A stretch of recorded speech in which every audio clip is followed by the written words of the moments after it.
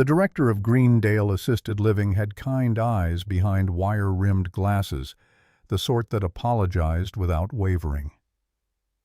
Warren Mitchell stood in the hallway outside what had been his room 17 minutes ago, February wind rattling the facility's glass doors behind him. A red leather suitcase sat at his feet containing 81 years of life, reduced to what could fit inside it. "Mr. Mitchell, we've extended your account as far as we can. 3 months past due is our absolute limit." Warren nodded because what else was there? His pension check arrived faithfully at $2,800 each month. Sunset Meadows, no Greendale. He had to remember the new name cost $4,500. The math had been broken from the start, but he'd believed foolishly and desperately that his children would help bridge the gap. Catherine made partner at her Boston law firm 2 years ago. Phillips' tech company went public last spring. Laura had tenure at the university. They were busy people with busy lives, and Warren had been too proud to ask directly until the calls stopped going through entirely. "I understand. Thank you for your patience." Relief softened the director's expression that Warren wasn't making a scene. He lifted the suitcase heavier than he remembered, though he'd packed light, and walked through those glass doors into air so cold it felt like inhaling broken glass. The parking lot stretched before him in the mid-afternoon lull. His 1997 Buick sat near the back engine block, probably frozen after 6 weeks unused. He'd stopped driving when his license renewal required a vision test he couldn't pass without admitting he needed glasses he couldn't afford. The suitcase handle bit into his palm. Each step across salted pavement reminded him his right hip hadn't been the same since the fall last October. 81 years old and being evicted from an old folks' home because he was too poor to die with dignity. His wife Margaret would have had sharp words about this situation, about pride and family, and asking for help before it came to this. But Margaret had been gone 19 years, breast cancer swift and merciless, and Warren had spent those years convincing himself he was fine alone. A car horn blared. Warren looked up to see a silver Honda pulling into the lot too fast, tires spitting slush. The driver's door flew open before the car fully stopped, and Laura stumbled out, her coat unbuttoned and her eyes already red. "Dad. Oh God, Dad, I'm so sorry." She crashed into him with enough force that he had to plant his feet to keep from falling. Her arms wrapped around his shoulders and she was crying, actually crying, her whole body shaking with it. Warren stood there holding his suitcase in one hand and patting her back awkwardly with the other. What comfort could he possibly offer when he was the problem? "It's all right, sweetheart. It's all right. It's not all right. I should have called back. I should have—" Her voice broke. She pulled away, swiping at her face with her sleeve. At 37, Laura still had her mother's gentle features and that same way of looking at him, like she could see straight through to the parts he tried to hide. "Richard and I are separating. I can't, Dad. I can't afford to help right now. The lawyers, the house, everything's frozen until the divorce is final." Warren had met Richard Blake exactly twice. Once at their wedding 8 years ago, once at a strained Thanksgiving 5 years back. A cardiac surgeon with careful hands and a careful smile, the kind of man who measured his words like medication doses. "I'm sorry to hear that." "Are you?" Laura's laugh came sharp and broken. "He was sleeping with a nurse at the hospital for 2 years. 2 years, Dad. And I was so busy with my dissertation and teaching that I didn't even notice."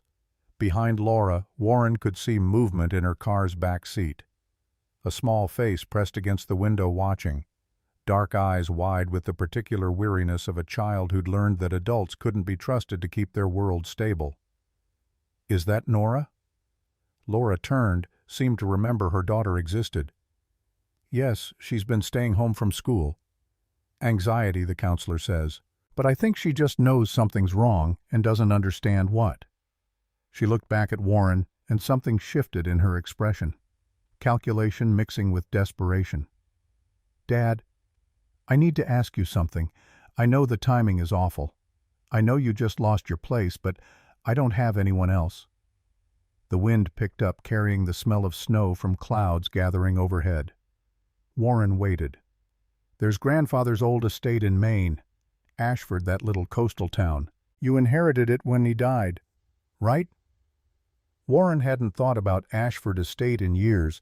His grandfather had left it to him 15 years ago, along with a property tax bill that arrived like clockwork each April. $2,000 he paid without question, maintaining ownership of a place he'd never visited as an adult. His grandfather had bought the estate in 1948 for almost nothing, a stone mansion built by some industrialist in the 1890s, grand and rotting in equal measure. As a boy, Warren had spent 3 summers there running through gardens that seemed endless, exploring rooms that smelled of old wood and older secrets. "I haven't been there since I was 12, but it's still standing. According to the tax assessor, yes." Laura's hands twisted together, a gesture she'd inherited from her mother. "Could you go there? Live there? Because I can't take you in right now. Not with the divorce and Nora and everything falling apart. But if you had somewhere to go? Somewhere that's yours?" She trailed off, the request hanging incomplete between them. Warren looked past her to the car where Nora sat, small and scared, and he thought about being 81 with nowhere to go, and no one who could take him in without it being a burden. Ashford Estate was probably condemned by now. 50 years of neglect could reduce even stone and steel to ruin, but it was shelter, and shelter was more than he had 5 minutes ago. "I'll go." Relief flooded Laura's face so completely that Warren realized how terrified she'd been that he'd refuse. "Thank you. Thank you, Dad. I'll help you pack your car. We can, Laura." He stopped her with a hand on her arm. "Can Nora come with me?" The relief vanished, replaced by confusion. "What?" "Just for a few weeks while you sort things with Richard. The drive up to Maine, getting the place livable. She could help keep an old man company. Dad, you just lost your housing. You're about to live in an abandoned mansion." "I can't." "Where else can she go?" Laura opened her mouth to argue, then closed it. Her gaze drifted back to the Honda, where Nora sat perfectly still the way children do when they're trying to be invisible. "She has nightmares. Wakes up crying almost every night. I'll take care of her. You're 81, I'm aware." They stood there in the parking lot while snow began to fall in small, mean flakes. Warren could see Laura doing the math in her head: childcare costs versus court dates, her daughter's well-being versus her own survival. It was an impossible equation with no good answer. "Just until I get things sorted. A month, maybe 6 weeks. However long you need." Laura walked back to her car, opened the rear door, and crouched down to speak with Nora. Warren couldn't hear the words, but he watched his granddaughter's face cycle through confusion, fear, and something that might have been hope. After a moment, Nora nodded. She climbed out, clutching a purple backpack to her chest like armor, and Laura guided her over to stand in front of Warren. "Nora, you remember Grandpa Warren?" The girl looked up at him. 10 years old, rail-thin, with her mother's dark hair cut short and practical. She'd been 6 the last time Warren had seen her Laura's wedding, where Nora had been a flower girl in a white dress, scattering petals with solemn concentration. 4 years was a long time in a child's life, long enough to forget, or to remember only the vague shape of a person rather than the person themselves. "Hi, Grandpa."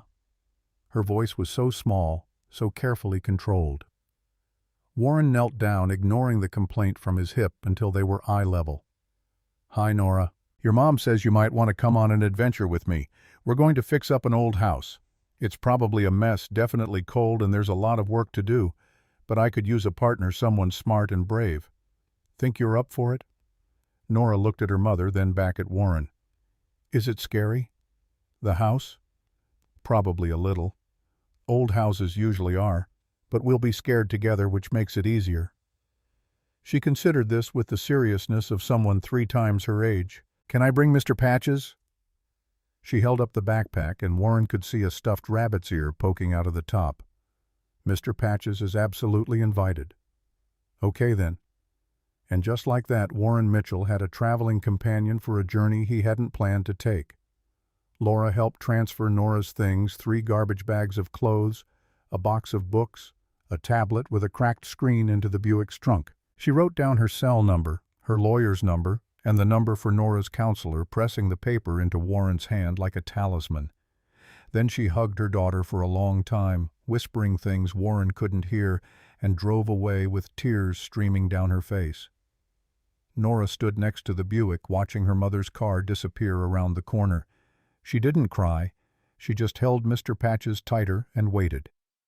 Well then, let's see if this old beast still starts. The Buick turned over on the third tri-engine, coughing blue smoke into the February air. Warren let it warm up while Nora climbed into the back seat and buckled herself in without being asked. He adjusted the rearview mirror and caught her reflection. Small face, careful eyes, hands folded in her lap. A child learning too young that the world was unreliable. "You ever been to Maine?" "No, sir. It's cold, colder than here. The ocean's there, though. And pine trees. Lots of pine trees." "Okay." Warren pulled out of the Greendale parking lot for the last time and pointed the Buick north. The drive would take about 6 hours if the weather held 8 if it didn't. He had $180 in his wallet, a quarter tank of gas, and a granddaughter who'd been abandoned into his care by a daughter who'd run out of options. The only thing waiting for them was a house that might not have a roof anymore. But it was something. It was forward motion, and forward motion was all Warren had left. They drove in silence for the first hour, Nora watching the landscape change through her window while Warren navigated onto I-95 North. The radio worked intermittently, catching fragments of news and weather reports that predicted heavy snow by evening. Warren kept the heat running at full blast, but the Buick's heater had never been strong, and he could see Nora pulling her coat tighter. "There's a blanket in the trunk. Next time we stop, we'll grab it." "I'm okay." She wasn't okay. Warren could see her shivering in the mirror, but he recognized the stubbornness there, the determination not to be a burden, not to ask for anything. He'd worn that same expression for years after Margaret died. By the second hour, they'd crossed into New Hampshire. The landscape grew hillier forest, pressing close to the highway. Nora had been silent since they left, but now she spoke up, voice uncertain. "Grandpa Warren, why doesn't Mom want me anymore?" The words landed like a punch. Warren had to take a moment before responding, keeping his eyes on the road because looking at her would crack something inside him. "Your mother wants you very much. She's just going through something difficult right now. When adults' lives fall apart, sometimes they need space to put the pieces back together. It's not about you. It's never about you. But she sent me away. She sent you with me. That's different. She trusts me to keep you safe while she handles grown-up problems that kids shouldn't have to worry about." Nora was quiet for a long moment. "Are you mad at her for making you take me?" "No one made me do anything. I wanted you to come." "Why?" Warren glanced in the mirror and found Nora looking back at him, those dark eyes searching for lies. He owed her honesty at least. "Because I've been alone for a long time and being alone gets heavy after a while. I thought maybe we could help each other. You keep me company. I keep you safe. Partners. Partners."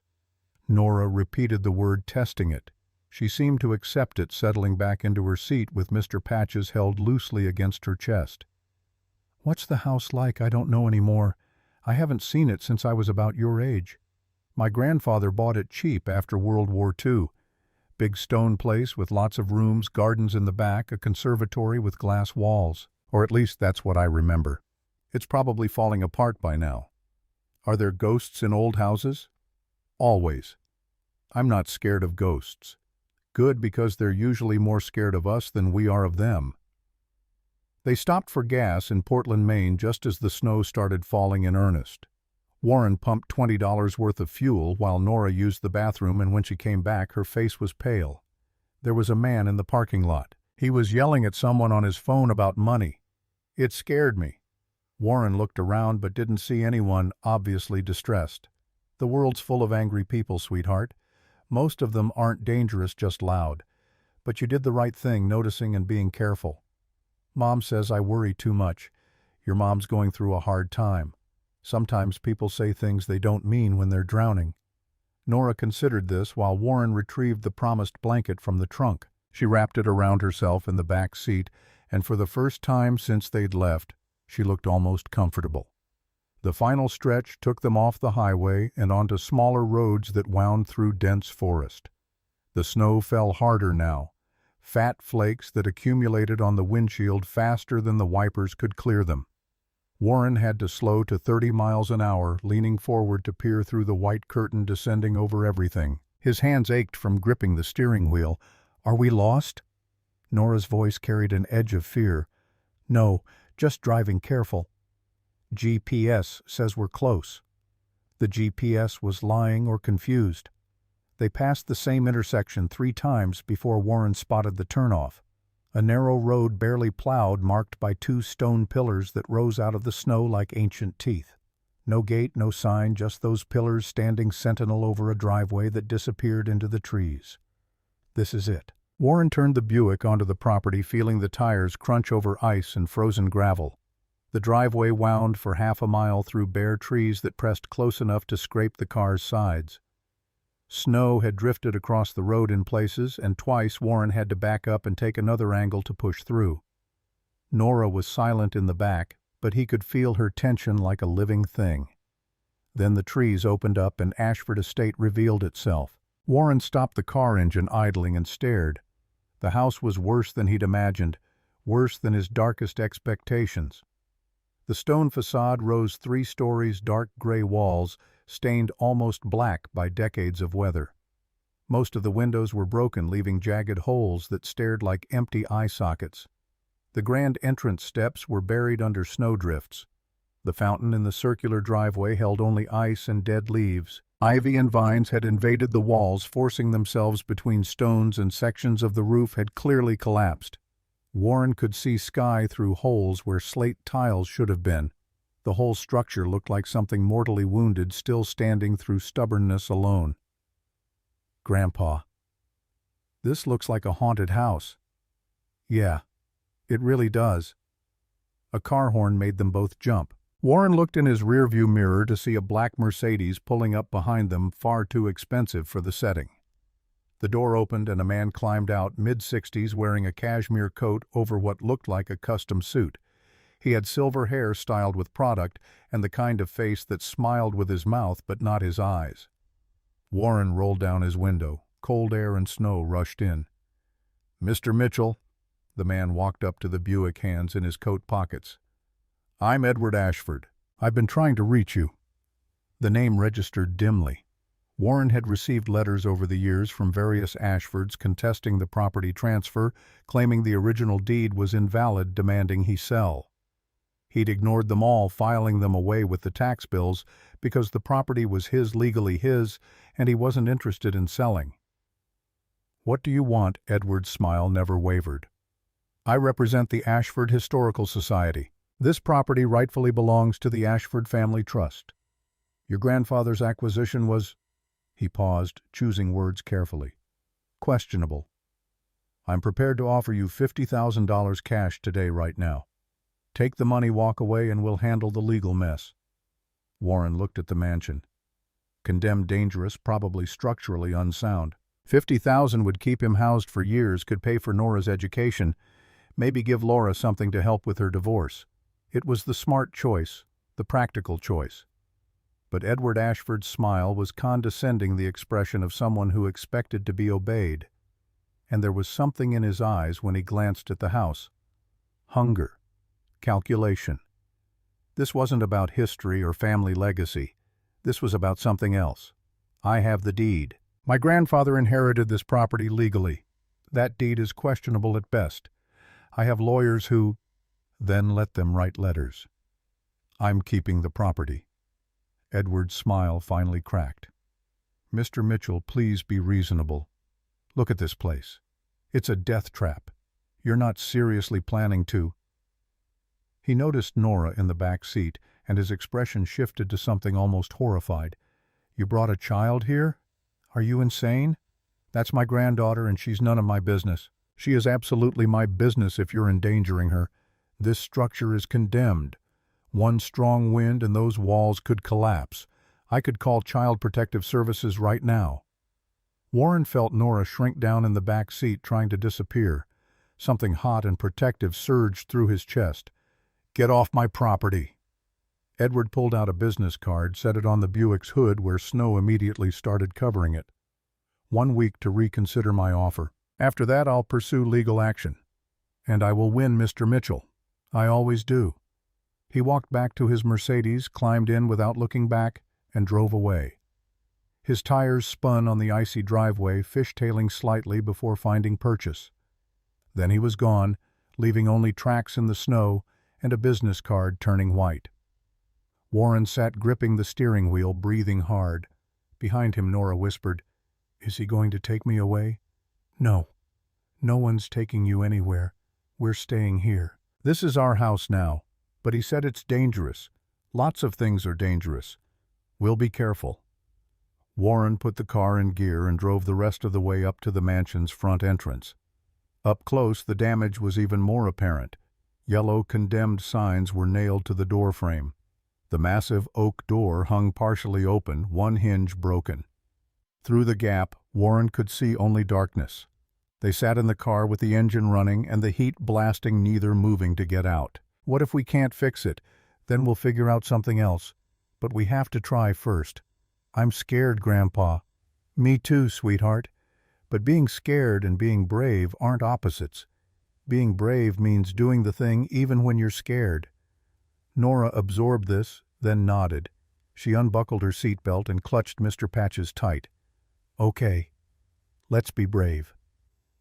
They climbed out of the Buick into wind that cut straight through Warren's coat.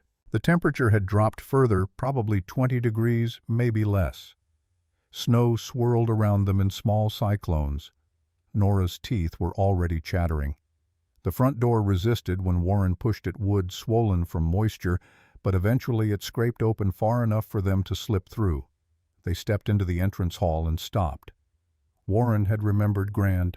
He'd remembered elegant. What greeted them was devastation. The 2-story entrance hall stretched before them, ceiling lost in shadow. The chandelier that had once hung from the ceiling lay in pieces on the marble floor, surrounded by broken glass and rubble. Paint peeled from the walls in long strips, revealing water-stained plaster underneath. Snow had blown in through broken windows, creating drifts in the corners. The curved staircase to the second floor was missing several steps, and the banister had collapsed in sections. The smell was overwhelming. Wood rot, mold, and animal waste. Something had been living here, possibly still was. Warren could see nests built in corners, droppings scattered across the floor. Nora pressed against his side. "Grandpa, I don't think we can stay here." Warren wanted to agree. Every instinct screamed that this was impossible, that Edward Ashford had been right, that they should take the money and run. But he thought about Greendale, about having nowhere else to go, about Nora needing somewhere safe while her parents destroyed each other through lawyers. "Let's look around first. Find one room that's livable just for tonight." They moved deeper into the house, feet crunching over debris. Warren had a flashlight in the car, grabbed it when they'd stopped for gas, and its beam cut through the darkness, revealing glimpses of what had once been beautiful. Carved, molding marble fireplaces, built-in bookcases, all of it rotting, collapsing, surrendering to time. The parlor held furniture covered in mildewed sheets, floorboards warped from water damage. The dining room table was still set for a meal, never-eaten chairs, overturned a chandelier hanging at an angle. The library shelves were still lined with books, most ruined beyond saving, but the smell of old paper mixing with decay. They found the kitchen at the back of the house. It was slightly better. Stone floor, less water damage, an old cast-iron stove that might still work. The back wall had windows that were mostly intact. A door led to what must have been servants' quarters. Warren opened the door and found a small room, maybe 12 by 12 feet. The ceiling was intact. The single window still had glass. A narrow bed frame with a destroyed mattress stood against one wall. We can make this work for tonight." They brought everything in from the car. Nora's bags, Warren's suitcase, the blanket, the few supplies they'd bought at the gas station. Warren cleared debris from the floor, checking for holes or weak spots. The structure seemed solid here, stone and thick walls that had withstood decades better than the rest of the house. The temperature inside was barely warmer than outside. Warren could see his breath. Nora was shivering violently now, her lips tinged blue. "We need heat." "Fire." There was a fireplace in the kitchen. He'd seen it.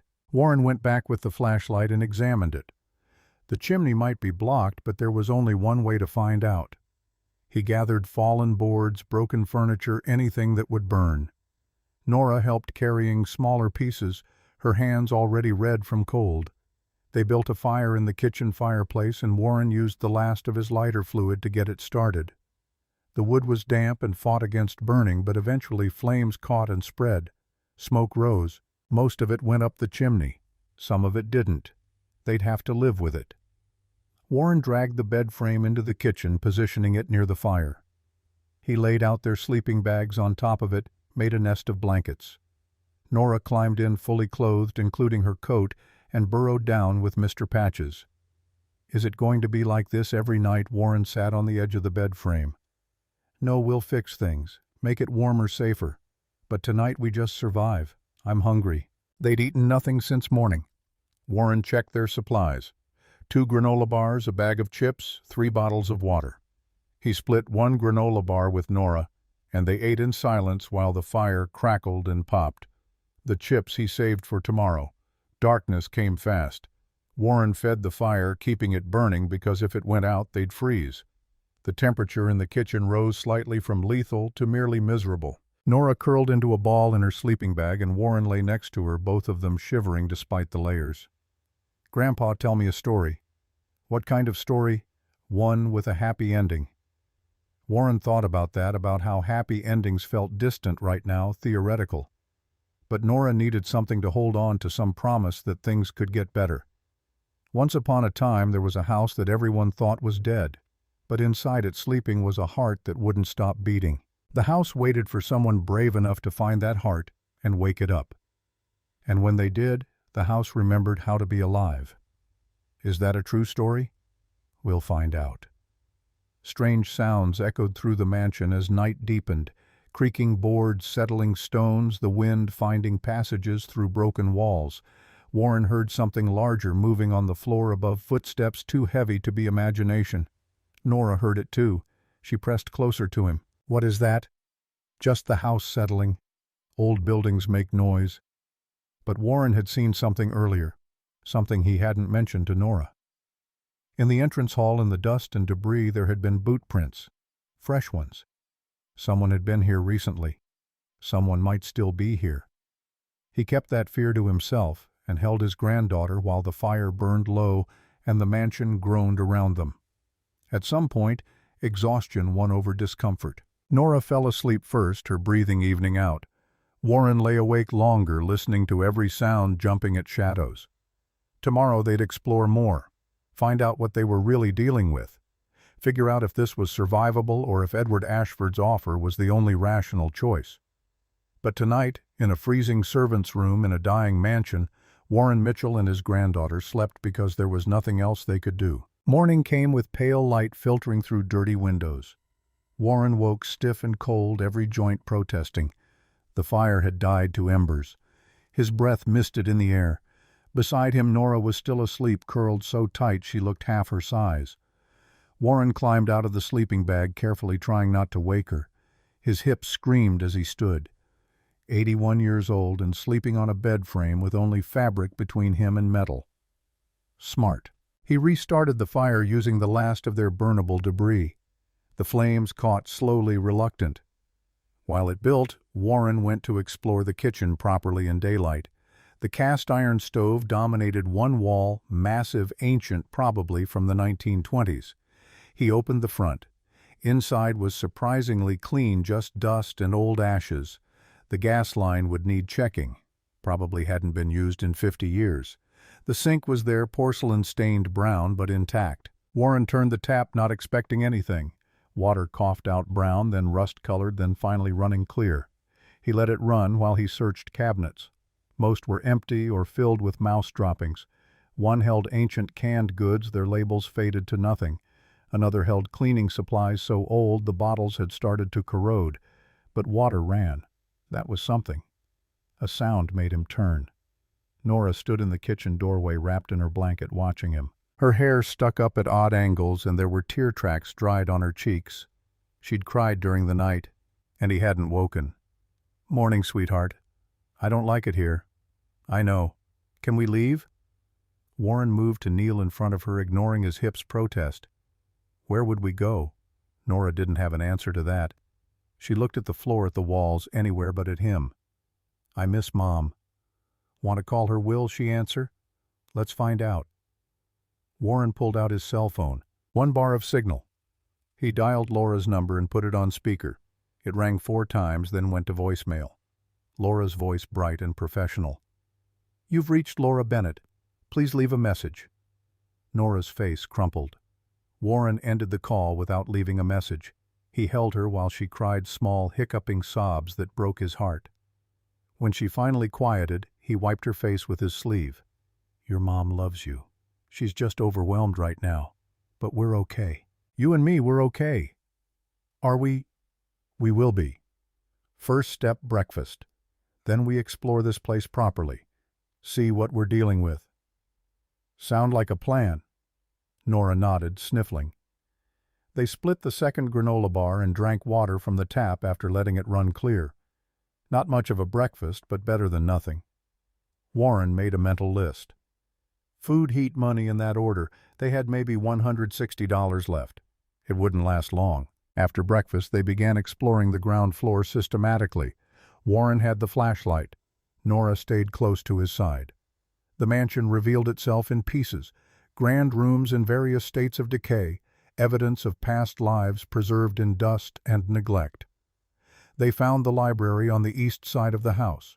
Floor-to-ceiling shelves, most of the books ruined by water damage, but some sections had stayed dry enough to preserve their contents. Warren ran his fingers along spines. Histories, novels, technical manuals. His grandfather had been an educated man. Nora wandered to a window looking out at what might have been gardens once. Through the dirty glass he could see the conservatory, or what remained of it. A glass structure attached to the back of the house, most of its panels shattered, the metal framework rusted and collapsing.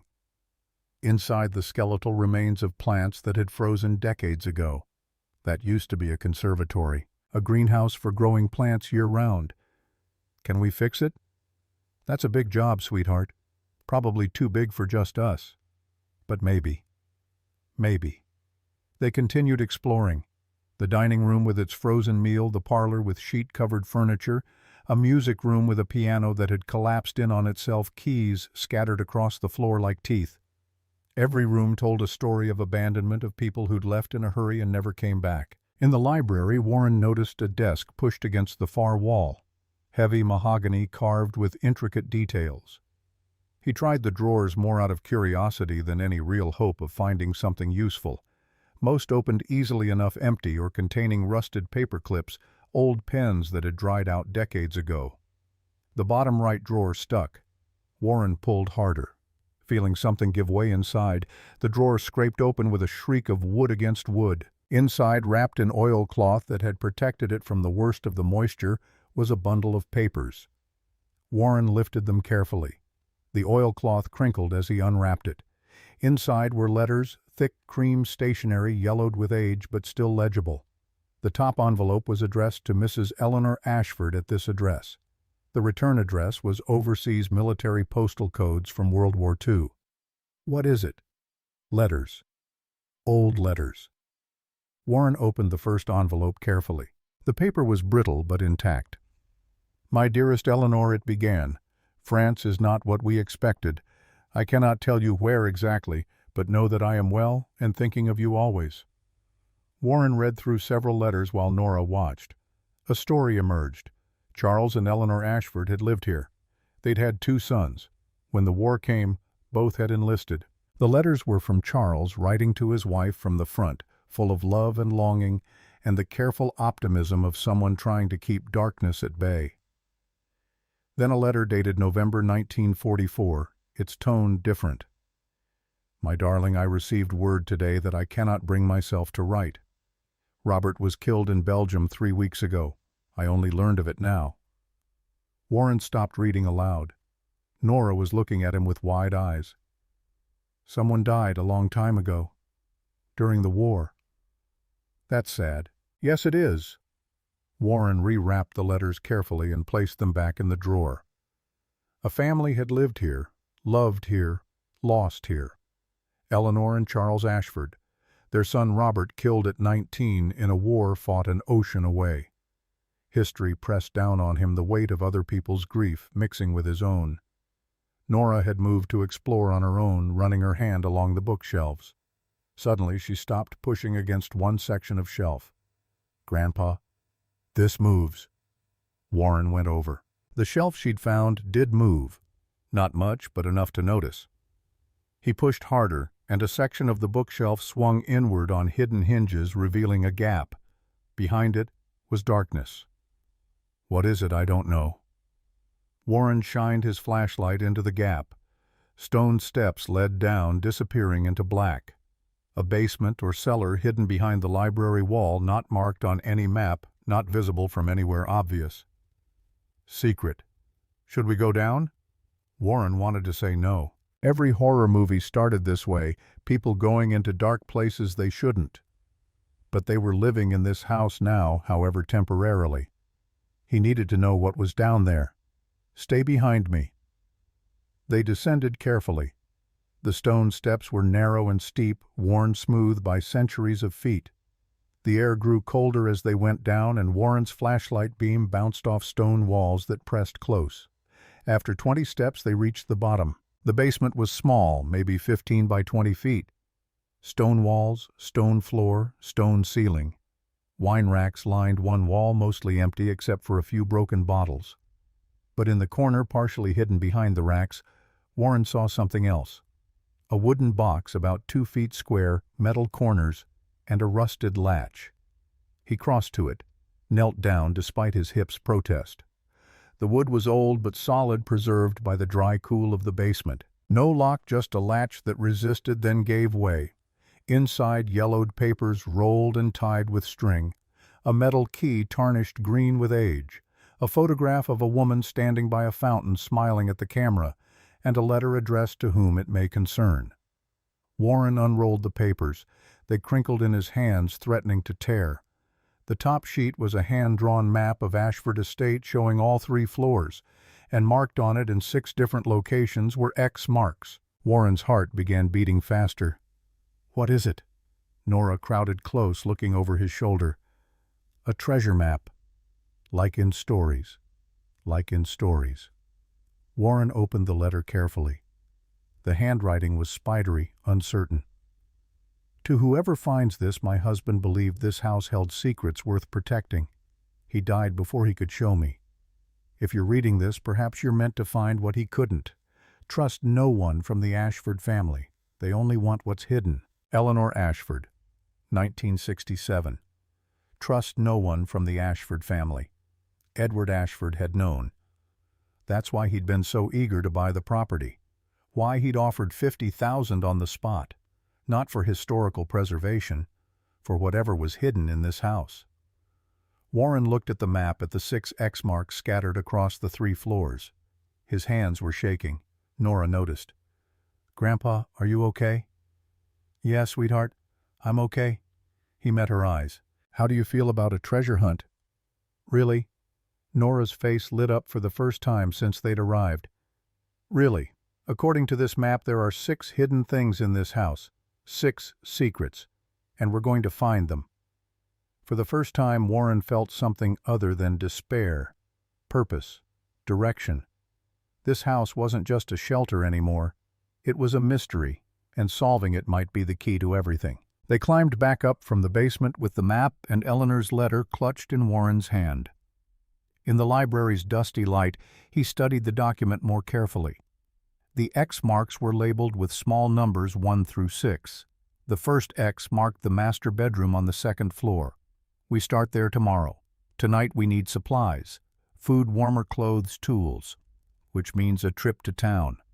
"Is there a town? GPS says there's something called Millbrook about 5 miles from here. Let's see if they have a hardware store."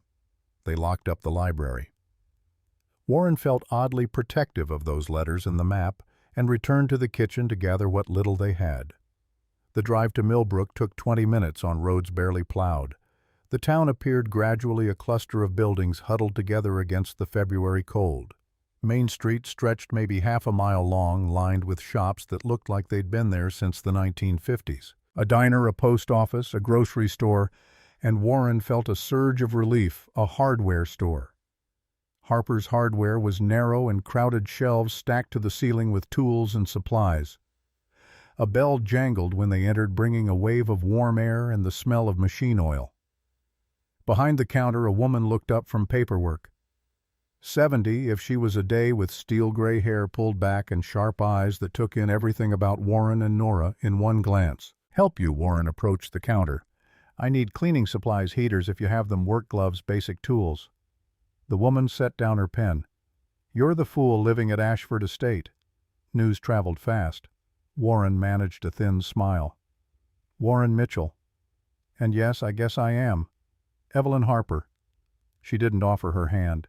Her gaze moved to Nora, who was trying to make herself small. "And you brought a child into that death trap." "That's my granddaughter. We're managing." Managing Evelyn made it sound like the most ridiculous thing she'd ever heard. "That place has been empty for 20 years. The roof's half gone. No heat, no power. You planning to freeze to death or just wait for it to collapse on you?" "I'm planning to fix it." "You and what army? You got money for contractors, materials, permits?" "I have $160. The laughter stopped. Evelyn looked at him differently now, calculating. She looked at Nora again, seeing the worn coat, the fear. Understanding settled over her face. "You got nowhere else to go?" "No, ma'am." Evelyn was quiet for a long moment. Then she stood, grabbed a cart, and started moving through the store with the efficiency of someone who'd been doing this for 50 years.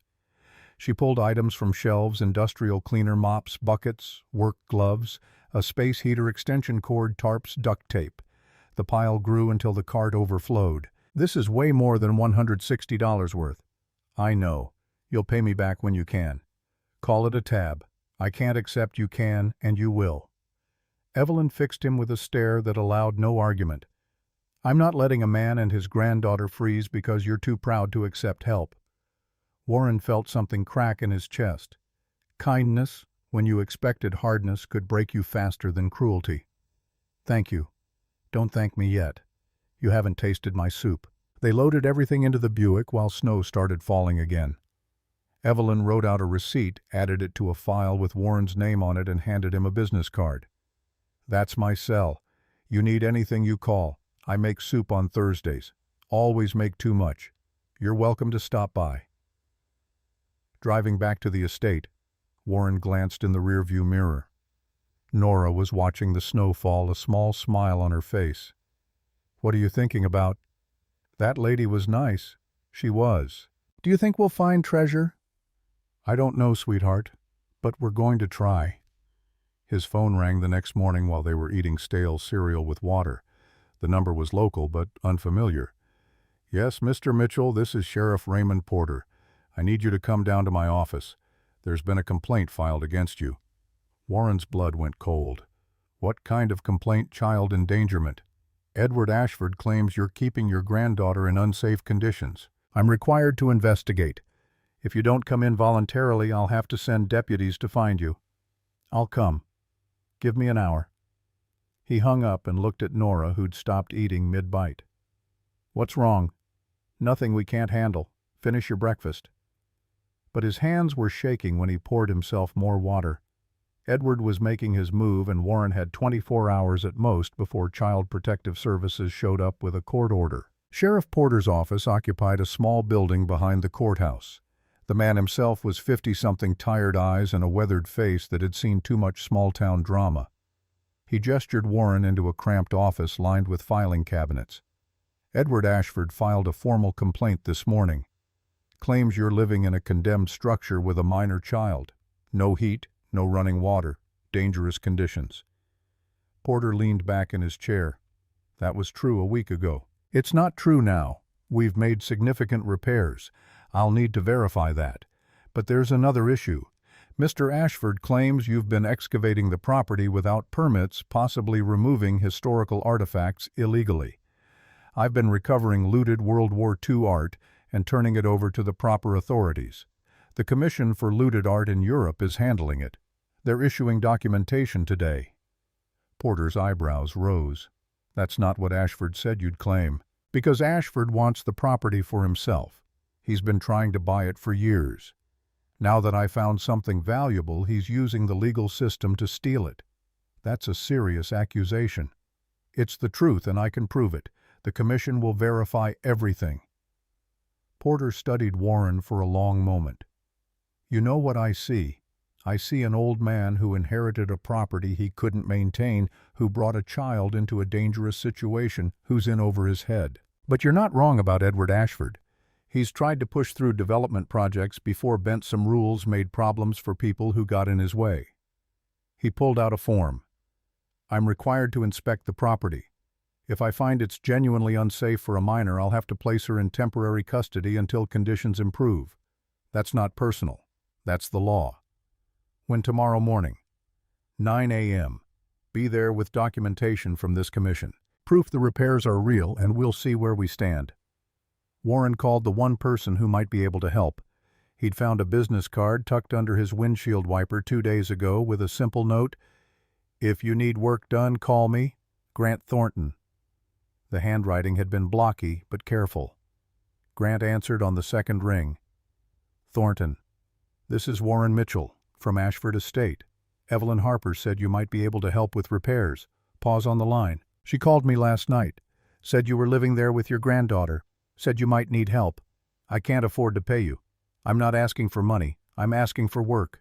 Why would you work for free? Because I need a reason to get up in the morning. Because my daughter hasn't called in 2 years. Because fixing something broken might help me figure out how to fix myself." The honesty in Grant's voice cut through Warren's defenses. "I have an inspection tomorrow at 9. If we don't pass, they take my granddaughter. I'll be there in an hour." Grant Thornton arrived in a rust-colored pickup truck loaded with tools. He was early 60s, weathered hands and careful eyes, the build of someone who'd spent a lifetime doing physical labor. He walked through the kitchen and servants' quarters without speaking, taking mental inventory, then turned to Warren. "We work through the night, make this space look habitable, safe. The kitchen's already good. We focus on that. Show them one safe room is enough." They worked until midnight. Grant brought in more heaters, checked smoke detectors, secured loose floorboards. Warren cleaned while Nora handed them tools following Grant's patient instructions. By the time they finished, the space looked genuinely livable. Not luxurious, but safe. Warren collapsed on the bed frame, exhausted beyond measure. His phone buzzed. Text from Laura. "Called Nora like I promised. She sounds scared. What's happening?" Too tired to explain. He texted back, "Long story. She's safe. Call her again tomorrow. She needs to hear your voice." But Warren knew the truth. Laura couldn't take Nora back. The divorce would drag on for months, maybe a year. If CPS took Nora now, she'd disappear into the foster system, and Warren would have failed the one person who needed him most. Grant shook him awake before dawn. "We need to find that second ex, now, before the inspection." Warren's brain struggled to catch up. "Why, if you find something valuable, it gives you leverage. Proves this place matters, that you're not just squatting in a ruin. Ashford wants whatever's hidden here. Beat him to it." They left Nora sleeping and made their way to the conservatory with flashlights and the map. The structure was worse in daylight, a skeleton of rusted metal and broken glass. Snow had drifted through gaps, covering everything in white. According to Eleanor's map, the second X marked a spot in the northwest corner where the conservatory attached to the main house. Grant kicked at the snow, revealing cracked concrete beneath. "This section's different color. Newer. Someone poured concrete here after the main floor was done." He retrieved a sledgehammer from his truck. Warren stepped back as Grant swung the heavy tool against the concrete. The sound rang out like gunshots in the cold morning air. Chips flew, cracks spread. 20 minutes of brutal labor, and Grant had broken through to reveal something underneath. Metal. Got something. Warren knelt beside the hole. Through the broken concrete he could see the corner of a trunk. German military green stenciled markings barely visible through rust and grime.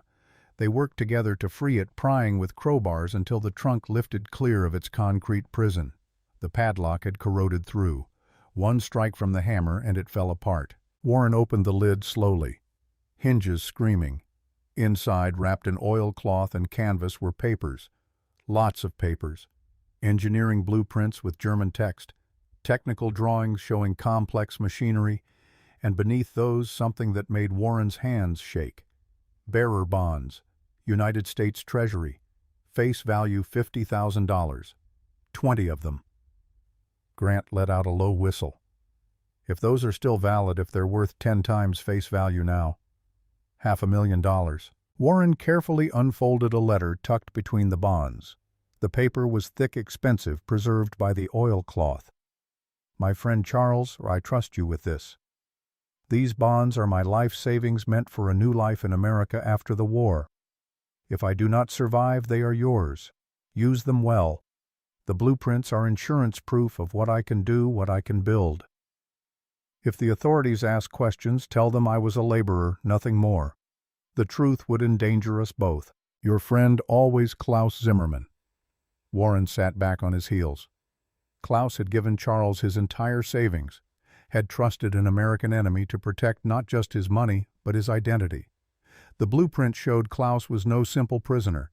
He was an engineer skilled and educated. What do we do with this? First, verify the bonds are valid.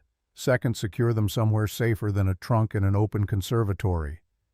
Third, Warren looked at Grant. We don't tell anyone. Not yet. Not until we know what we're dealing with. Agreed. But Mr. Mitchell, you should know.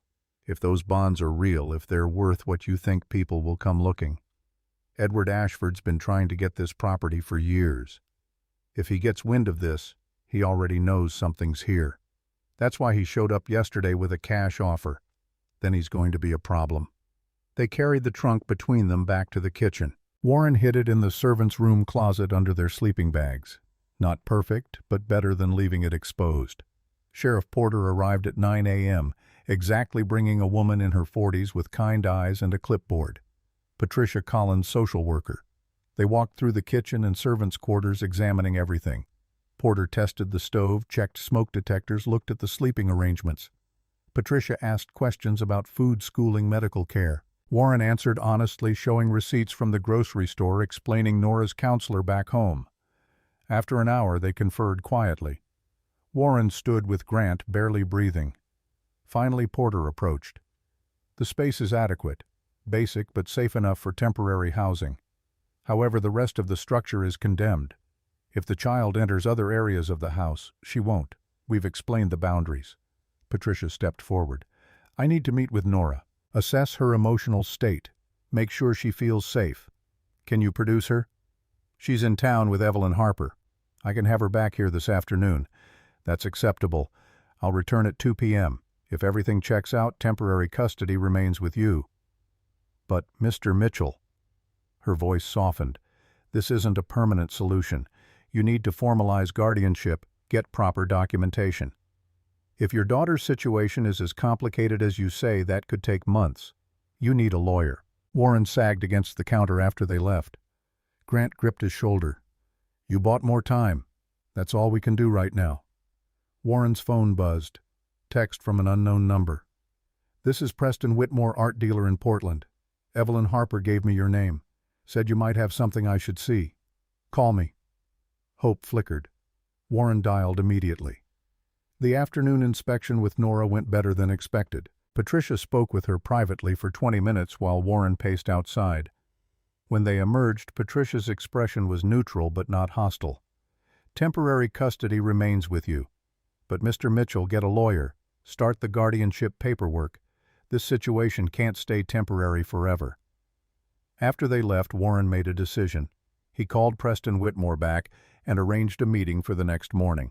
They had one small painting from the hidden room. They'd found it while searching the music room on the first floor, tucked behind a loose panel. Warren didn't know if it was valuable, but it was their best shot at getting real money fast. That night, Warren and Grant decided they had to move the trunk. If Edward came back, and he would, they needed it somewhere less obvious. They waited until Nora was asleep, then carried it between them back toward the conservatory, planning to find a better hiding spot. Nora had woken up and followed them, worried. Grandpa, where are you going? Back to bed, sweetheart. We're just... The concrete floor beneath them groaned. Warren heard it a split second before Grant shouted. Down the section they'd excavated, weakened by the sledgehammer work, gave way. The trunk slipped from their hands, sliding toward the hole opening beneath it. Nora, without thinking, lunged forward to grab it. No, Warren dove, caught her coat collar just as the floor beneath her feet crumbled. She dangled over empty space, hands still clutching the trunk handle. Grant grabbed Warren's belt, holding them both. For 3 terrible seconds they hung there, Nora over the void. Warren holding her, Grant anchoring them all. Pull now. They heaved backward. Nora came up sobbing, knees scraping concrete. The floor section gave way completely with a thunderous crash, collapsing into the basement 15 feet below. A 6-foot hole gaped where they'd been standing, edges jagged and unstable. Warren held Nora while she cried, checking her over frantically. Her knees were bleeding, but nothing serious. Grant retrieved the trunk from where it teetered at the hole's edge, pulling it to safety. I'm sorry, I just didn't want the bonds to fall." Nora's voice broke. "It's okay. You're safe. That's all that matters." But Warren's hands were shaking. 2 seconds slower and he would have lost her. Edward's voice cut through from the conservatory entrance. "This is why I told the sheriff this place is deadly dangerous."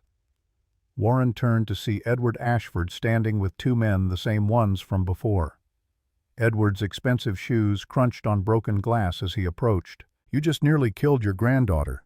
CPS will have a field day with this." Warren stood, positioning himself between Edward and Nora. "Get off my property. I'm preventing a crime. You've been excavating this property, removing what may be historical artifacts." One of Edward's companions pulled out a phone and started photographing the trunk, the hole, everything. Warren realized with sinking dread that he couldn't hide what they'd found anymore. Edward had seen it all. "Tell me what you found and we can negotiate a finder's fee. 10% of whatever's recovered. Nothing here belongs to you." Edward's smile cracked like ice. "This property has always been Ashford property. Your grandfather's claim was built on fraudulent documents. I have lawyers ready to prove it." Grant stepped forward. "Get out of here." Edward's gaze shifted to Grant, recognition flickering. "Grant Thornton. I remember you. You worked here in the 90s for my Aunt Eleanor. Tell me, did she mention where Charles hid his treasures?" Eleanor was dying and confused. "She didn't mention anything." "Liar." Edward signaled his men. "Search the house. Start with the obvious hiding places." Warren raised his hand. "You set 1 foot past this hall, I call the police." "Go ahead. Call them. I'm sure they'll be very interested in what you're doing here. Breaking and entering, possibly theft of historical artifacts, endangering a minor." The mention of Nora made Warren's chest tighten with rage and fear. "I own this property legally now, but my lawyers have already filed motions. Give it a week, maybe 2, and a judge will rule in my favor. Then everything you found, everything you hid, becomes mine." Edward's eyes gleamed with something ugly. "I've waited my entire life for this. Uncle Charles promised my father there was a fortune hidden here. The family searched for decades. And now you, some nobody with a questionable deed, think you can waltz in and claim what belongs to us." Warren felt the weight of it crushing down. Edward had resources Warren couldn't match. Lawyers, connections, money. All Warren had was an 81-year-old body and a terrified granddaughter. But Edward's desperation was showing. The man had spent 40 years searching for something he'd never found. He was guessing, hoping, driven by obsession rather than knowledge. If there was a fortune here, wouldn't someone have found it by now? This house has been abandoned 20 years. Edward's jaw tightened. "Because no one knew where to look. But you found something. I can see it in your eyes. You found Charles's map, didn't you? Or his journals?" Warren kept his face neutral. "I found letters. Old correspondence. Nothing valuable. Then you won't mind if we search." "I mind very much. And unless you have a warrant, you're leaving now." Edward's mask slipped, revealing fury beneath. "You're making a mistake. I offered you a way out. $50,000. Then 100. I was trying to be generous, but you're forcing my hand." The threat in his voice was unmistakable now. "I have lawyers who will tie you up in court for years. I have connections with every city official and judge in this county. I have resources you can't imagine." His voice dropped lower. "And I have friends who can make problems disappear. Old men have accidents. Children get placed into foster care when their guardians prove unfit. Houses burn down." Warren felt Grant tense beside him. Behind them, Nora whimpered, "Are you threatening my granddaughter?" "I'm stating facts. This is a dangerous structure. Anything could happen." Edward turned toward the door. "We're leaving, but we'll be back with legal authority. And when we do, everything you found becomes evidence in a court case you can't win. Think about that, Mr. Mitchell. Think about what matters more, your pride or that little girl's safety." They left. Warren stood frozen until he heard car doors slam and tires crunch away down the driveway. Then he moved, running to where Nora stood trembling. "Are they going to take me away?" Warren pulled her against him, held her tight. "No, I won't let them." But over her head he met Grant's eyes. The older man's face was grim. "He means it. Edward doesn't make empty threats. If he says he'll use the courts, he will. If he says he'll have this place condemned, he will. Then what do? We need to verify those bonds immediately, get them authenticated and liquidated. With money, you can hire real lawyers. Fight him properly. How long does authentication take for World War II bearer bonds? Could be weeks, maybe months if there are complications. Weeks they didn't have. Edward would file his motions, get the property tied up in legal proceedings, possibly get Nora removed within days. They needed leverage faster than that. Preston Whitmore's gallery occupied a converted warehouse in Portland's Old Port District. The space reeked of money-exposed brick walls, track lighting focused on carefully curated pieces. Whitmore himself was 50-something in expensive jeans and cashmere, the kind of glasses that cost more than most people's monthly rent. Warren unwrapped the small painting they'd found. Whitmore went very still, then pulled out a magnifying loupe and leaned close. He examined the signature, the canvas, the frame. He took photos from multiple angles, consulted reference books, pulled up databases on his computer. 20 minutes passed in tense silence. Finally, Whitmore straightened. "This is Ferdinand Hodler. Swiss painter, died 1918. This particular piece was thought lost during World War II. It disappeared from a private collection in Vienna in 1938. He looked at Warren with new respect and caution. "Do you understand what you have here? Stolen art? Looted by the Nazis?" "Exactly. That's why I'm here. I need to authenticate it, return it to the rightful owners. There are protocols for this. The Commission for Looted Art in Europe handles restitution. They also pay finder's fees, typically 10% of appraised value. How much is it worth?" Hodler's work has sold at auction for anywhere from $500,000 to $2 million. This piece, given its provenance and condition, I'd estimate $1.2 million. Your finder's fee would be $120,000. Warren felt the world tilt. $120,000. Enough to hire lawyers, make the estate safe, fight Edward properly. "How long does the process take?" "I can contact the Commission today. They'll want to verify provenance, examine the piece, trace ownership. Could be 3 to 6 months before you see payment." 3 to 6 months. Warren didn't have 3 weeks. Whitmore's expression softened. "There's another option. I can offer you an advance against the finder's fee. $25,000 right now in exchange for representation rights. When the Commission pays out, I take my cut and you get the rest. It's not uncommon in these situations." "Why would you do that?" "Because if you have one Hodler, you might have more looted art. I want to be your representative for all of it. This could be the find of the decade." They shook hands. Within an hour, Warren had a cashier's check for $25,000. Driving back to Millbrook, Warren glanced in the rearview mirror. Nora was asleep in the back seat, exhausted from the stress. Grant rode shotgun, quiet. "Edward will be back tonight." "Probably. Men like that don't wait." Warren knew he was right. That night he and Nora stayed at a cheap motel while Grant kept watch at the estate. At 2 a.m., Grant called. 2 men just broke in. "I'm handling it." The line went dead. Warren's heart hammered. He should go back, but he couldn't leave Nora alone. He sat in the dark motel room, staring at his phone, waiting. Grant called back 20 minutes later, breathing hard. "They're gone. Tried to search the place. I convinced them to leave. You okay?" "Been better. My lip's bleeding and I think I cracked a rib, but they got it worse. Professionals, though. Edward sent them." Warren's hands clenched into fists. This had to end. The next morning, Whitmore called with news. "I contacted the commission. They're sending someone immediately. Dr. Margaret Sterling. She'll be there this afternoon. This is good, Warren. It means they take your claim seriously." Dr. Sterling arrived at 3 p.m. in a rental car accompanied by a younger man carrying camera equipment. She was 60-something with severe gray hair and intelligent eyes that missed nothing. "Mr. Mitchell, I'm Dr. Margaret Sterling from the Commission for Looted Art in Europe. This is my assistant, Andrew Foster.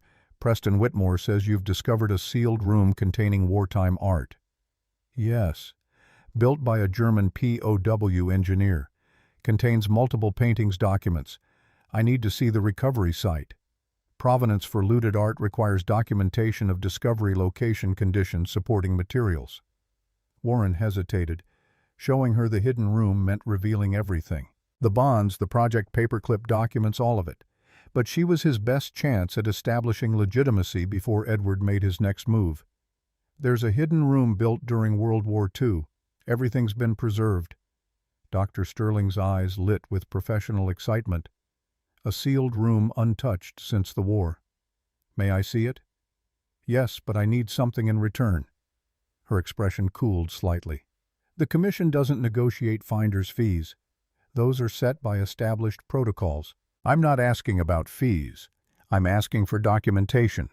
Official paperwork establishing me as the legal discoverer with rights to the property. There's a man trying to claim the estate through spurious legal challenges. I need protection. If the recovery is legitimate and documented properly, the commission can provide certification of discovery. That carries legal weight in most jurisdictions. But I can't make promises until I've examined the site." Warren led them to the hidden room. "Doctor." Sterling stepped through the false fireplace entrance and descended the stone stairs with the reverence of someone entering a cathedral. When she saw the room, she stopped. "This is extraordinary."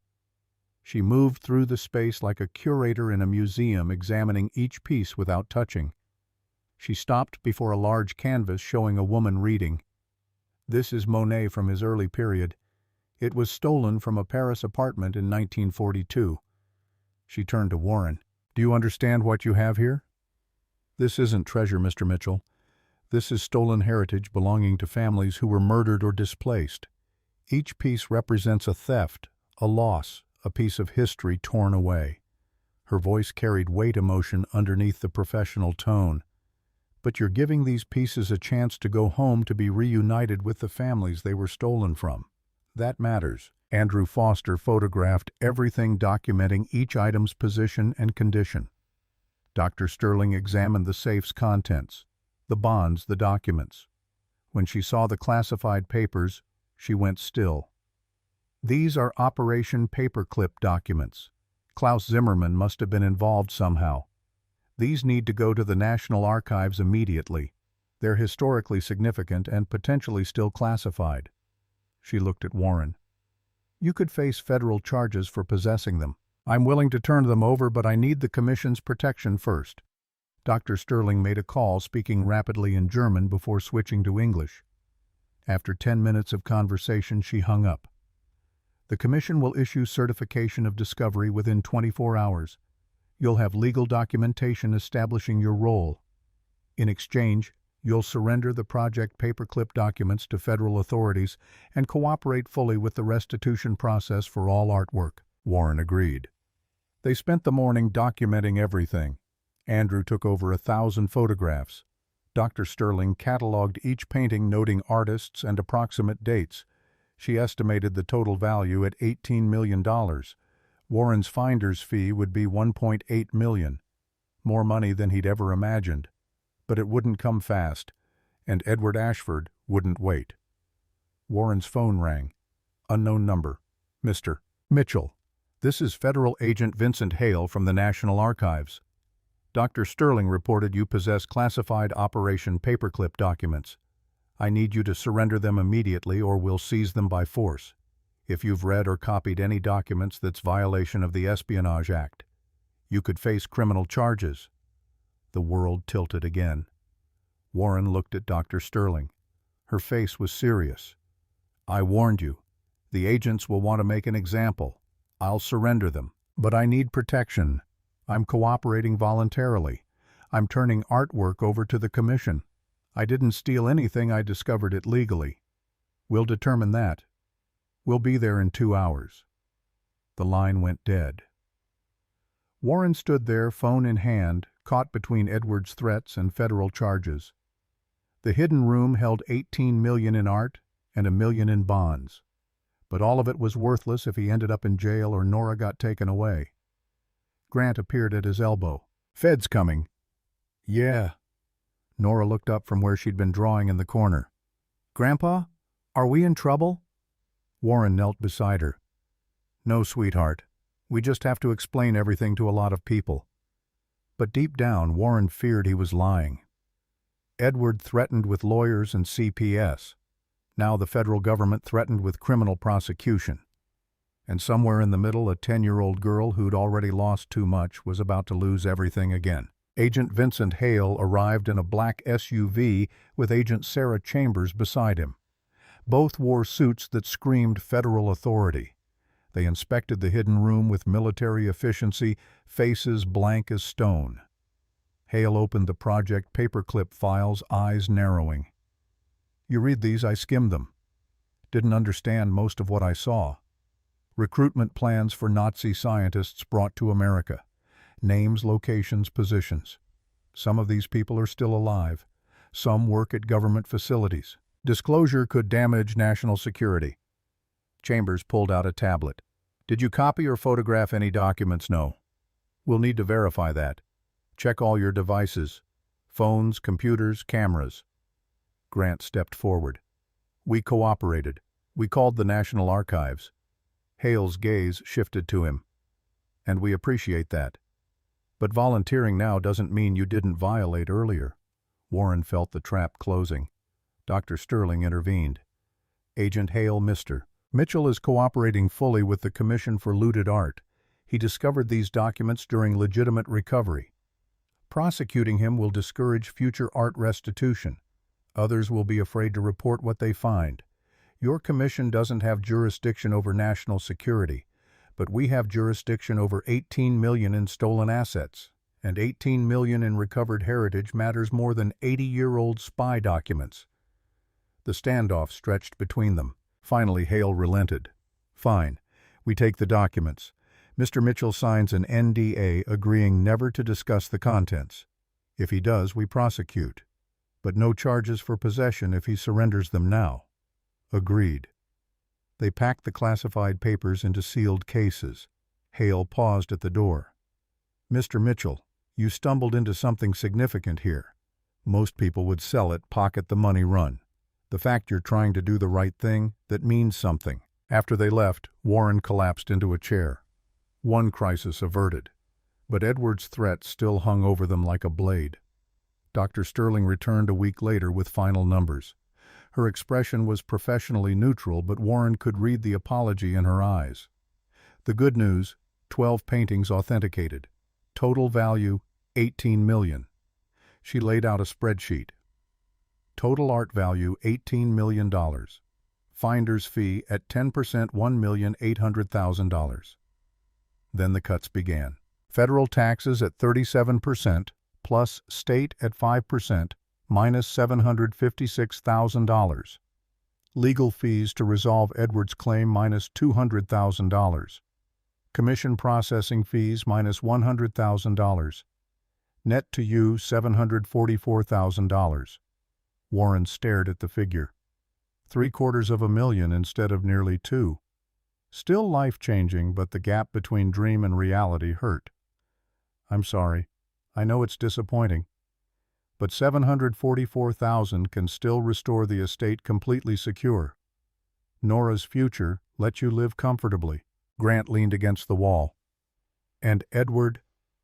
His legal claim collapses when I file certification." but he can appeal, drag things out for years. Unless, she paused. Unless what? Unless you negotiate. Offer him something.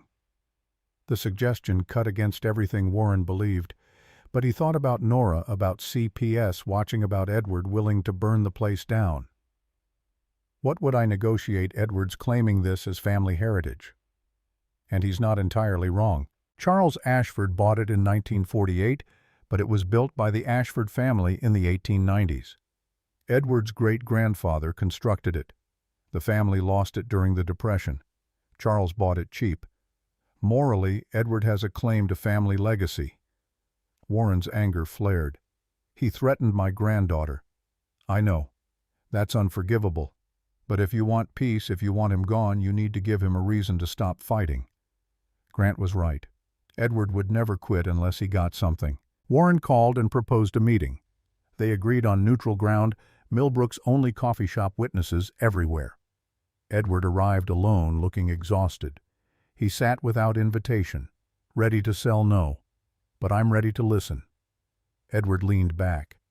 I spent 40 years searching for what grandfather told my father was hidden here. My father, Christopher, was Charles's son. Robert was his older brother. His voice cracked slightly. But Robert didn't die in Belgium. He came home with amnesia. Eleanor hid him, never told Christopher he was alive. When Eleanor died in 1967, Christopher found letters, learned his brother had lived 20 years in this house and nobody told him.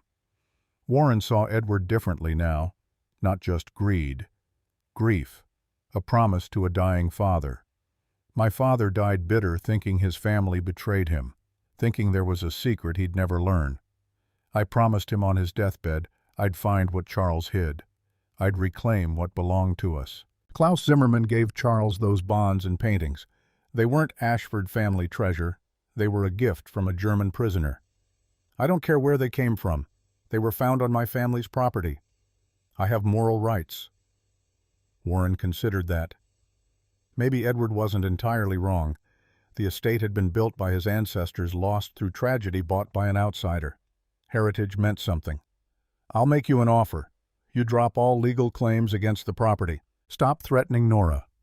In exchange, I give you 20% of my finder's fee. That's $148,000. And we restore Christopher's name to the family history. We create a plaque in the entrance hall, the Ashford family, including Christopher and Robert. The true story, not what Eleanor hid. Edward stared. That's all money and a plaque. And peace. You stop fighting. We both get what we need. You get money and your family honor restored. I keep the estate and raise my granddaughter. Why, you're winning. Dr. Sterling, the National Archives. They're on your side. Because I've spent 6 months fighting and I'm tired. Because Nora needs stability, not endless war. And because Warren paused. You're not completely wrong. This is your family's legacy. Edward's eyes glistened. My father would hate this. He wanted everything. But my father's dead, and I'm exhausted fighting ghosts. They shook hands. The negotiation was sealed. 3 months passed. June arrived with warmth that finally drove winter from Maine's bones. Ashford Estate transformed. The kitchen gleamed fully functional. The entrance hall had been restored, chandelier replaced, marble polished. The library held new books alongside salvaged originals. Grant's masterpiece was the conservatory, rebuilt with fresh glass filled with plants from Evelyn's Garden Club donations. The second floor remained closed, work ongoing. The third floor stayed dangerous, untouched. Warren had invited 200 people for a garden party, townspeople who'd helped with restoration. Dr. Sterling and Preston Whitmore, Evelyn Grant and his daughter Rachel, who'd finally reconciled, Edward Ashford as a gesture of peace, and most importantly, Catherine, Philip, Laura, and Nora. Warren stood on the front steps looking down at gardens filled with people. Nearly 200 had come, but no Catherine, no Philip, no Laura. His throat tightened. He'd prepared words that now felt hollow. He pulled the bell rope. The sound rang across the valley. In that moment he saw 3 cars turning between the stone pillars. The bell rope slipped from his fingers. The first car stopped. Laura stepped out in a blue dress, looking more rested than she had in February. She turned and lifted someone from the back seat. Nora shrieked and ran toward the porch. Warren met her halfway, scooping her up despite his protesting hips. "You came?" "Of course I came. This is home." The second car opened. Catherine emerged, elegant in tailored pants, tears streaming down her face. "Dad." "Oh, Dad, what did you do to this place?" "Fixed it. Or tried to." The third car door opened. Philip climbed out, then reached back and lifted a small boy. 3 years old, dark hair, curious eyes. Warren froze. "Dad, this is Henry. Your great-grandson. I'm sorry I didn't tell you sooner. I'm sorry for so many things." Warren approached the boy. Henry watched him with solemn attention. "You're really old." Despite everything, Warren laughed. "I really am. Daddy says you built this whole house. I fixed it with lots of help." Henry held up his arms. Warren lifted him lighter than Nora, pure energy and warmth. Something broke open in his chest. His great-grandson. 3 years of life missed because of pride and distance and fear. Laura appeared beside him. "Dad, we need to talk. All of us. After the party." The celebration began. Music, food, laughter. Warren gave a brief speech thanking the community, explaining the art recovery without details, announcing a $50,000 donation to Millbrook Library from Preston's Advance. Edward stood and offered his own toast. To the Ashford family, past, present, and future. To Charles and Eleanor, who kept secrets. To Robert and Christopher, brothers separated by war and silence. And to Warren Mitchell, who gave our history a second chance. The crowd applauded. At 3 p.m., while Warren spoke with Dr. Sterling, he heard the fire alarm from the conservatory. Smoke rose from the east corner, flames big and fast spreading through plants and wooden frames. Panic erupted. Guests fled the gardens. Grant shouted orders. "Get everyone out!" Now. Warren searched frantically. "Where's Nora?" Laura's face went white. "She's inside." She went to the bathroom. Warren's heart stopped. He ran toward the front entrance. The door was jammed, no wedged from inside. Someone had barricaded it. Grant appeared with a crowbar, prying it open. They burst in. Smoke filled the entrance hall. Fire spread from the conservatory through the east wing. Nora Warren heard crying from upstairs. He took the stairs 2 at a time, hands sliding on the banister. The second floor choked with smoke. He found Nora in the master bedroom, terrified but unharmed. The door was stuck. I couldn't open it. Warren tried the handle. It turned, but the door wouldn't budge. Wedged from outside. Someone had trapped Nora in this room. He smashed the window with a lamp. 20 feet down to hard ground. Grant kicked the door open from outside. "Run." The structure's failing. They ran. Warren carrying Nora, Grant clearing the path. Down the stairs as fire claimed the banister. Out the front door as part of the roof collapsed behind them. They fell onto the front lawn, coughing smoke. Sirens approached. Fire trucks, police. Sheriff Porter ran to them. Everyone out. Warren counted frantically. Laura, Catherine, Philip, Henry. Nora, Grant, Evelyn, all safe. He turned back to watch the house. The east wing burned fiercely. Firefighters fought it but were losing. The conservatory, library, music room all consumed. The kitchen and servants' quarters would survive stone and brick. But the east wing was wood and would be ash. Porter approached.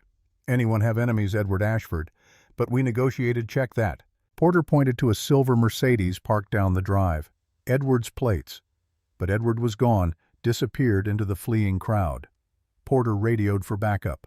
"All units locate Edward Ashford. 64 silver hair driving silver Mercedes." 10 minutes later, deputies found him trying to leave town. They brought him back in handcuffs.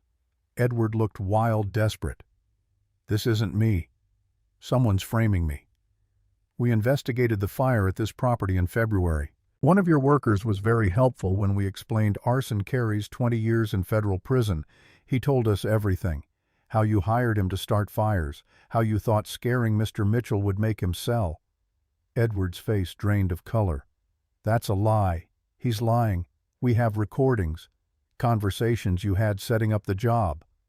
Porter pulled out handcuffs. Edward Ashford, you're under arrest for arson conspiracy and attempted insurance fraud. As they dragged Edward away, he screamed, I never wanted anyone hurt. I just wanted what belonged to my family. Warren watched, feeling not triumph but sadness. A man consumed by obsession now facing decades in prison. Grant's hand fell on his shoulder. You offered him a way out. He chose this. Firefighters fought the blaze for 3 hours. Finally, they controlled it, but the damage was severe. The conservatory total loss. Library 60% destroyed. Music room and parlor, heavy smoke and water damage. West wing survived. Kitchen and servants' quarters intact. Warren stood in the entrance hall staring at devastation. 6 months of work erased in hours. Laura appeared beside him. Dad, I'm so sorry. Not your fault. It is. If I hadn't sent Nora to you, none of this, then I'd still be in that nursing home, alone and forgotten. He turned to her. You gave me a reason to live, Laura. Don't ever apologize for that. Catherine and Philip joined them in the ruined hall. We're investing in completing the restoration, making this a real family property, not just yours, ours. Somewhere we can all come back to. Warren's throat tightened. You don't have to. We want to. This is our history too. Grandfather bought this place. Great-grandmother Eleanor lived here, and you gave it life again. Let us be part of that. They held each other while the fire smoldered and the sun dropped toward the horizon. An elderly man approached slowly with a cane, 90 years old, moving with careful dignity. Mr. Mitchell, I'm Hans Zimmerman. Klaus Zimmerman was my father. Warren stared.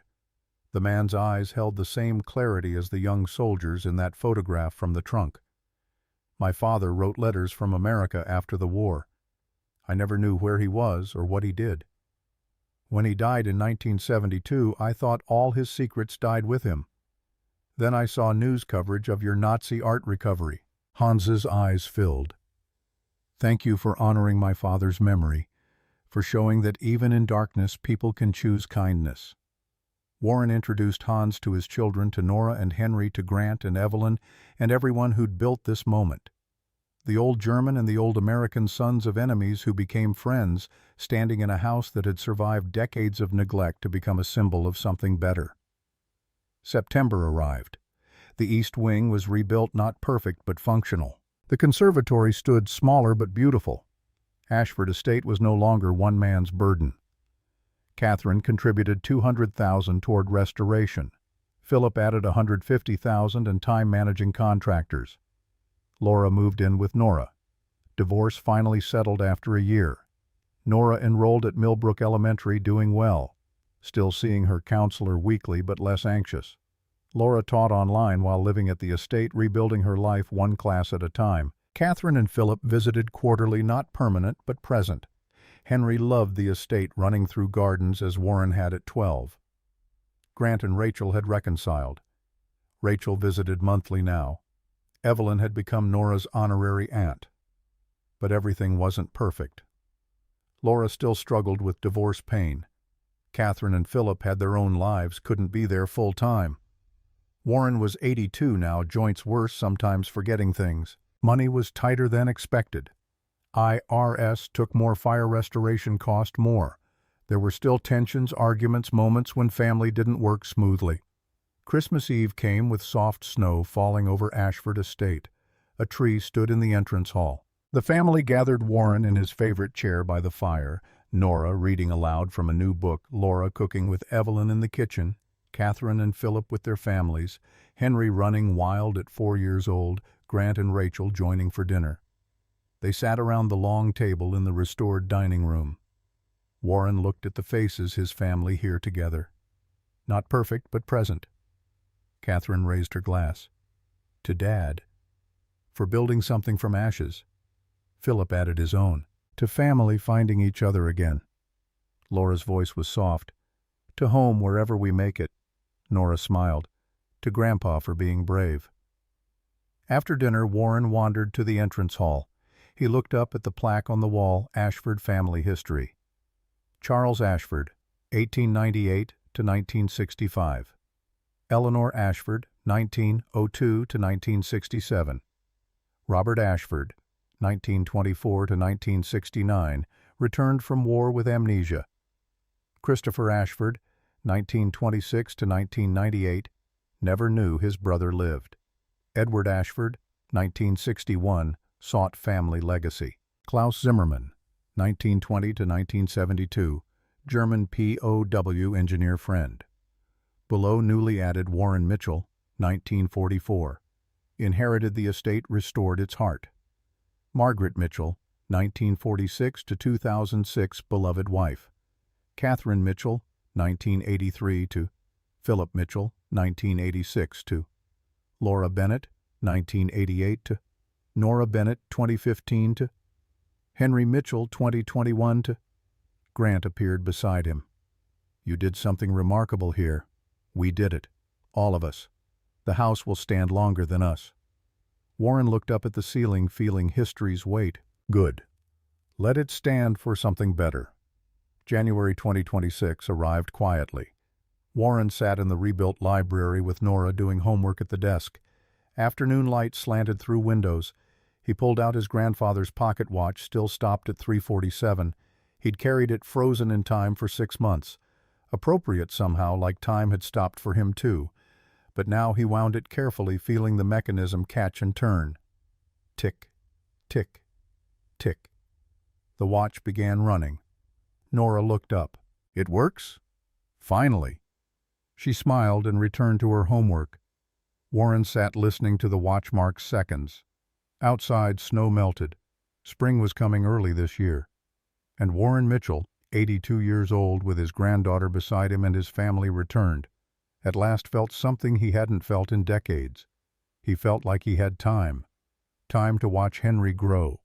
Time to rebuild relationships with his children.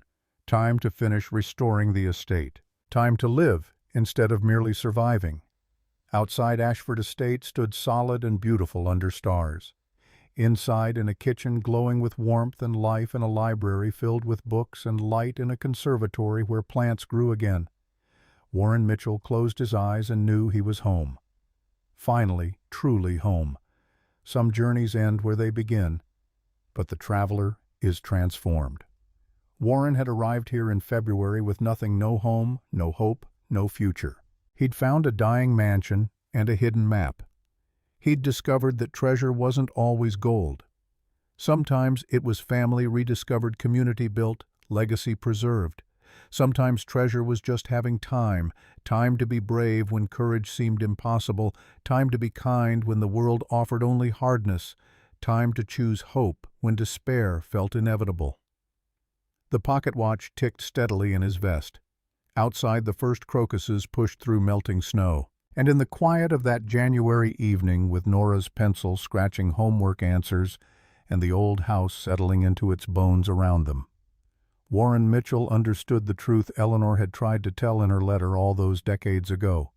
The house had secrets worth protecting, but the greatest secret wasn't hidden in walls or buried in foundations. It was simpler than that, and infinitely more valuable, that even the most broken things could be made whole again if someone was willing to do the work.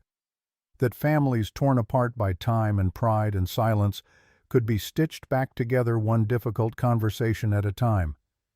That home wasn't a place you inherited, it was something you built with your own hands and heart from whatever ruins life gave you.